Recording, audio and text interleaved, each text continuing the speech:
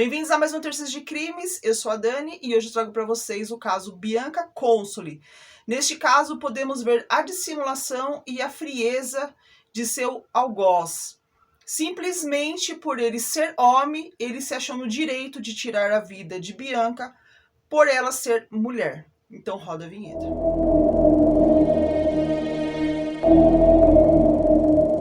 Bianca Consoli, de 19 anos, era uma jovem muito bonita, estudiosa e cheia de planos. A Bianca, ela morava com a sua mãe Marta e seu padrasto, no bairro Parque São Rafael, na zona leste de São Paulo. A Bianca, ela tinha um sonho de se tornar designer de interiores, só que naquela época ela estava desempregada. Então seus pais não tinham dinheiro para custear essa tão sonhada faculdade, né? Então, a Bianca, o que ela fazia? Ela cursava administração de empresas e se preparava para diversos concursos públicos. Então, assim, ela poderia pagar a sua faculdade de design de interiores. Bianca começou a namorar com Bruno após o término de seu relacionamento com o André. Este relacionamento durou em torno de 5 anos. A Bianca e o André chegaram a ser noivos. Bianca era irmã de Dayana. A Dayana trabalhava como cabeleireira e ela era casada com o Sandro Dotto. Eles se conheceram em um centro de reabilitação para dependentes químicos, pois na época a Dayana era casada com o Wilson. Então, aos finais de semana, ela pegava os seus filhos e levava até este local para as crianças verem o seu pai. O Sandro Dotto era amigo do Wilson. Então, assim, toda vez que a Dayana ia lá visitar, ele ficava meio que em cima dela, né? Sempre de olho nela. A Dayana não estava vivendo um bom relacionamento com o Wilson, já estava prestes a se separar. Quando o Wilson saiu, consequentemente, o Dotto também veio a sair lá do centro de reabilitação. E ele começou a sondar a Dayana, começou a dar em cima dela, até que ela, né, começou um relacionamento e acabou por terminar com seu marido. O ex de Dayana não suportou ser largado por ela e principalmente por ter ficado com o Sandro. E ele acabou vindo a tirar a sua vida. Dayana relatou que o Sandro era extremamente atencioso com ela, que durante o dia ele fazia várias ligações para saber como que ela estava. Isso fazia com que ela se sentisse importante, que se sentisse amada e cada vez mais ela se apaixonava por ele. O Dota estava desempregado, então ele fazia alguns bicos como motoboy. Quem cuidava, quem sustentava a casa era a Dayana, com seu trabalho de cabeleireira. A família da Dayana não aceitava essa situação, achava um absurdo a Dayana ter que sustentar ele, né? E aí que aconteceu que por esses motivos a Dayana acabou se afastando de toda a sua família. A Dayana também chegou a relatar que o Dota tinha um comportamento extremamente ciumento e possessivo. Só que na cabeça de Dayana, ela achava que esse comportamento era porque ele gostava dela, né? Só que isso é bem típico de um comportamento de um homem abusador, porque eles são sedutores, eles são românticos, eles são amorosos, ele dá aquela, né, aquela seduzida, aquela enrolada na mulher para a mulher achar que realmente ele gosta dela e depois ele mostra as suas garras, né? Começa a ficar agressivo, começam a ser extremamente ciumentos, cada vez mais vai piorando essa situação, só que a mulher já está envolvida nesse relacionamento e acha que ele age desse jeito porque ele gosta dela. Só que na verdade não é bem assim, né? Sandro, ele tinha um comportamento totalmente diferente na frente da Dayana e pelas costas da Dayana. Porque nas costas da Dayana ele vivia assediando Bianca.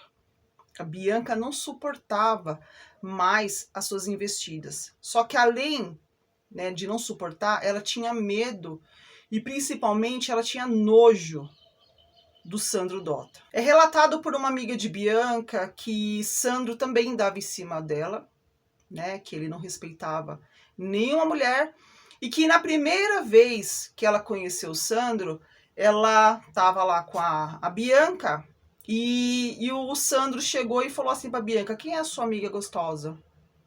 A menina ficou ali, né, espantada com aquela reação dele e perguntou: quem que é esse homem? Ela falou assim: não, é o meu cunhado. Não liga não, ele é nojento assim mesmo. Essa amiga também relata que o Sandro dava em cima de várias mulheres ali na vizinhança.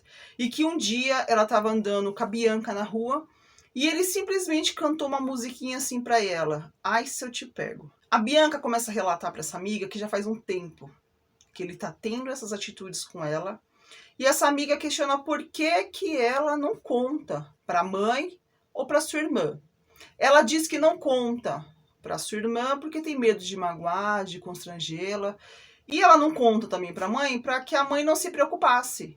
E ela acha que se ela contasse alguma coisa, ele poderia fazer algo de ruim para sua família. Essa amiga alerta a Bianca dizendo que algo de ruim pode acontecer.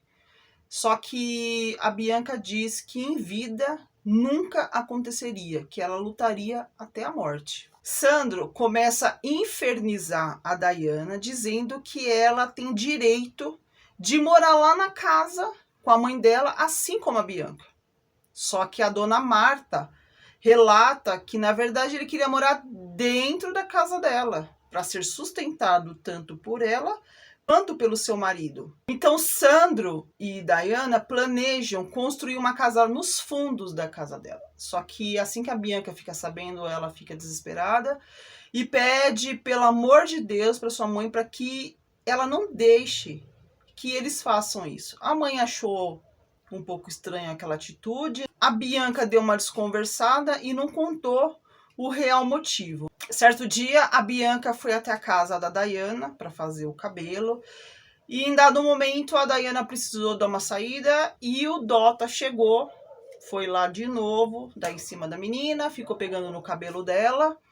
E a Bianca saiu correndo, chegou nervosa dentro de casa e falou para a mãe que nunca mais ela voltaria na casa da Dayana. A mãe perguntou por quê. Ela também não quis contar, só falou que não gostava dele. E a mãe achou que talvez pelo Dota ser um homem grosseiro, ignorante, ela estaria tendo essa atitude de não querer voltar lá na casa da irmã. No dia 13 de março de 2011, a dona Marta retornou para casa à noite e ao chegar, ela estranhou encontrar as luzes acesas e a porta da sacada aberta. A mãe, ela achou estranho porque naquele horário já era para Bianca ter saído para a faculdade. E ela não tinha esse costume de sair correndo e largar as coisas acesas, a porta aberta, nem nada. A Bianca, à tarde, ela ia na academia e à noite ela fazia a faculdade. A mãe começa a procurar as chaves na bolsa, começa a revirar, não encontra. Ela acaba achando que perdeu essa chave e ela relata também que algumas vezes ela deixava a chave na casa de sua mãe, que era ali próximo, caso acontecesse algum imprevisto. Ela relata também que um dia a Dayana foi até a casa da avó pedindo as chaves emprestadas, pois ela queria usar a máquina de lavar da sua mãe, pois a dela tinha quebrado. Chegou lá, ela pediu as chaves, a avó falou que não ia dar.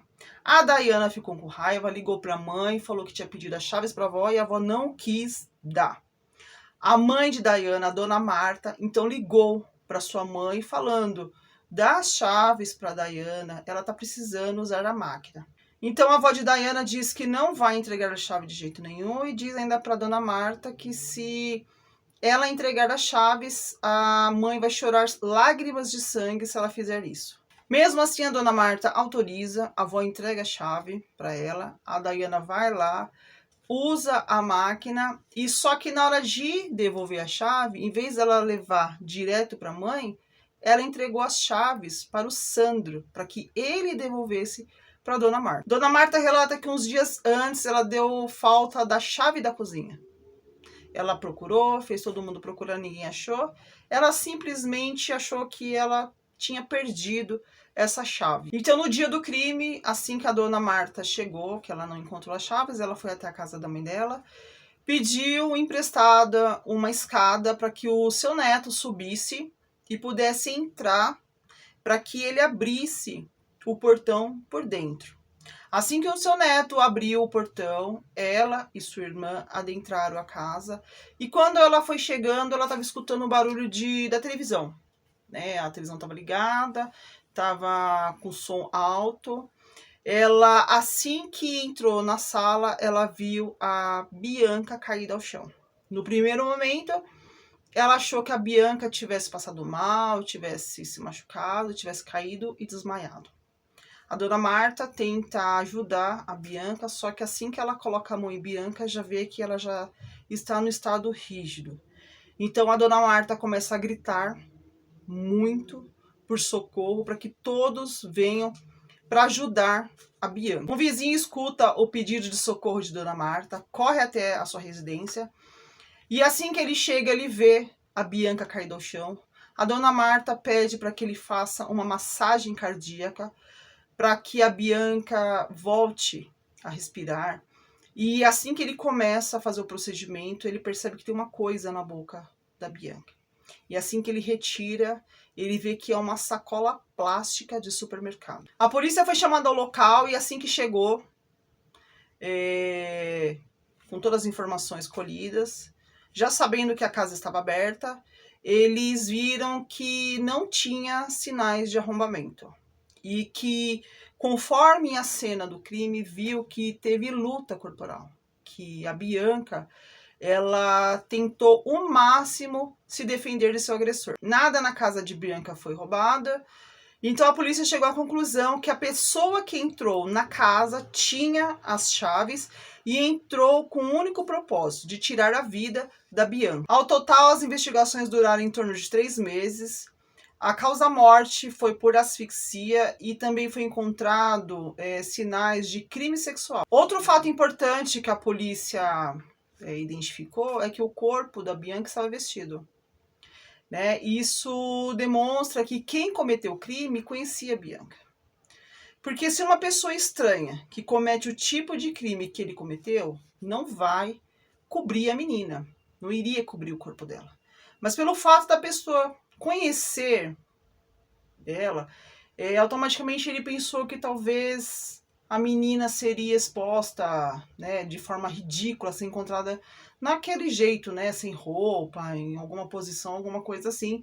Então a pessoa, ela cobre o corpo da vítima. Então, quando acontece um caso de crime assim, geralmente a polícia vai investigar pessoas próximas da vítima. Geralmente começa pela família, né? E neste caso, a polícia começou a investigar possíveis desafetos de Bianca.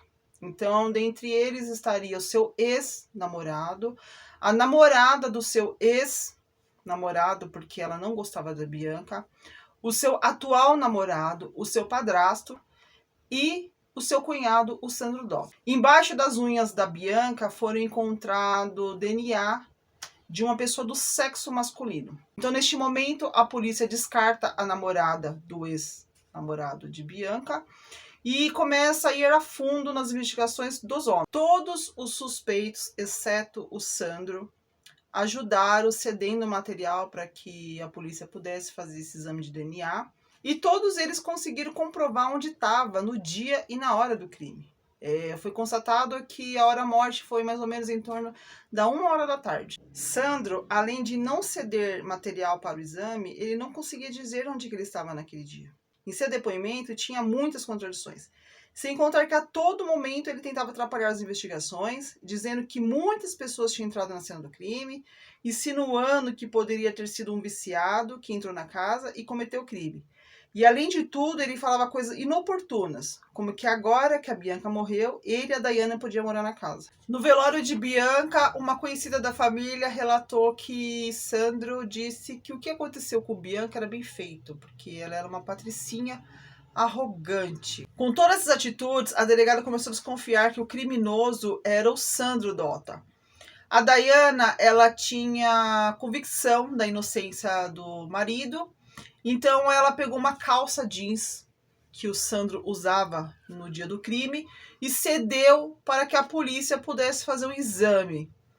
E foi exatamente nessa calça que eles conseguiram concluir que o Sandro era o assassino da Bianca. Sem contar que o Sandro tinha vários arranhões pelo corpo. A polícia chegou à conclusão que o Sandro, naquele dia que a Daiana deu as chaves para ele foi lá e tirou uma cópia tanto da chave do portão quanto da chave da entrada da casa. O Sandro, sempre muito dissimulado, cara de pau, sempre disse ser inocente, que ele era incapaz de cometer uma atrocidade dessa, né, contra a vida da Bianca. E mesmo com todas as evidências, provas contra ele, ainda se dizia inocente, né, assim, bem covarde. Passado um tempo, o Sandro, ele confessa o crime, só que ele não confessa o crime sexual. Na versão dele, ele diz que tudo aconteceu por um acidente, porque ele tinha ido lá na casa da Bianca para tirar satisfação com ela, pois ele alega que ela tinha brigado com o seu filho, e ele foi lá tirar satisfação, e eles começaram a discutir, entraram em luta corporal. Ela acabou caindo e desmaiando. Com medo de tudo, ele decidiu então por asfixiá-la, né? Porque se ela sobrevivesse, ela contaria tudo o que aconteceu. De fato, tem muita verdade nessa história, né? Porque, de fato, ele fez tudo isso para encobrir o que ele fez. Só que a diferença é que ele não assumiu, né, o crime sexual. Ele fez tudo isso para encobrir o ato sexual, o crime sexual. Segundo a promotoria, as lesões encontradas no corpo de Bianca eram tão fortes, agressivas. A promotoria diz que se ele não usou da sua parte do seu corpo para poder fazer a penetração, que ele então usou algum objeto para, né, terminar, consumar o ato.